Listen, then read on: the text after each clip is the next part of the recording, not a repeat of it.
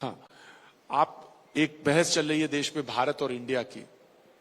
भारत होना चाहिए, इंडिया होना चाहिए। देखिए, बहस में भारतीय जनता पार्टी का इसमें कोई भूमिका नहीं है, पर कुछ लोगों का ऐसा कहना है कि इंडिया शब्द अंग्रेजों का दिया हुआ है, तो इंडिया हटना चाहिए, ऐसा लोगों का कहना है। हम तो भारत के संविधान में लिखा है इंडिया भारत बरोबर लिखा है, भारत के प्रीएम्बल्स में लिखा हुआ है, तो हमें तो कोई आपत्ति नहीं है। पर जो आपत्ति कर रहे हैं उनकी आपत्ति भी अपनी जगह सही है, इसलिए देश को विचार तो करना चाहिए, ऐसा मेरा कहना है। महिला आरक्षण बिल आ गया है, हालांकि विपक्ष ने ओबीसी की बात कही है कि ओबीसी का इसमें अलग से एक प्राविधान होना चाहिए, आरक्षण होना चाहिए।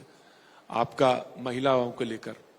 देखिए, अभी बिल पास हुआ, ये बहुत बड़ी बात है और मुझे कहते हुए गर्व है कि विश्व के अंदर कहीं भी महिला सशक्तिकरण की बात होगी तो हमारे देश का आएगा, और देश के अंदर यदि कहीं होगी तो मध्य प्रदेश का आएगा, क्योंकि मध्य प्रदेश में भी महिला सशक्तिकरण के लिए बहुत काम हुआ।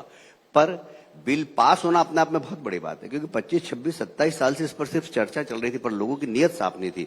इस बार मुझे कहते हुए गर्व है कि हमारे देश के प्रधानमंत्री ने इस प्रकार का राजनीतिक वातावरण बनाया कि लोकसभा में भी करीब करीब सर्वानुमति हुई, 1-2 वोट को छोड़ दें हम, और राज्यसभा में भी सर्वानुमति हुई।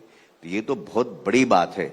जो लोग घमंडिया गठबंधन बनाकर मोदी जी को समाप्त करने की बात करते हैं, वो लोग मोदी जी के द्वारा रखे गए प्रस्ताव के समर्थन में वोट डाल रहे हैं, तो आप समझ सकते हैं कि इस देश के अंदर इस बिल के प्रति उनके ऊपर भी कितना दबाव था। तो फिर आप ये क्यों कहते हैं कि कुछ महिलाएं इतने गंदे कपड़े पहनकर निकलती कि मन करता है कि उनको थप्पड़ मार दें? नहीं, वो शूर्पणखा जैसी दिखती, फिर ये आप क्यों कहते हैं? देखिए, ऐसा है कि ये मेरे बयान को ट्विस्ट करके लोगों ने कहा था। मैंने ये जरूर कहा हमेशा कि बच्चों के वस्त्र का उनके माँ बाप को ध्यान रखना चाहिए, ऐसा जरूर 1-2 बार कहा है। पर ये बात सही है कि कैसा वस्त्र पहनना, इसमें तो सबको, मैं भी अगर आके यहाँ पर और अखाड़े वाले वस्त्र पहन के आ जाऊं तो कैसा लगेगा? तो कहाँ पर कैसे वस्त्र पहनना, इसका ध्यान रखना चाहिए।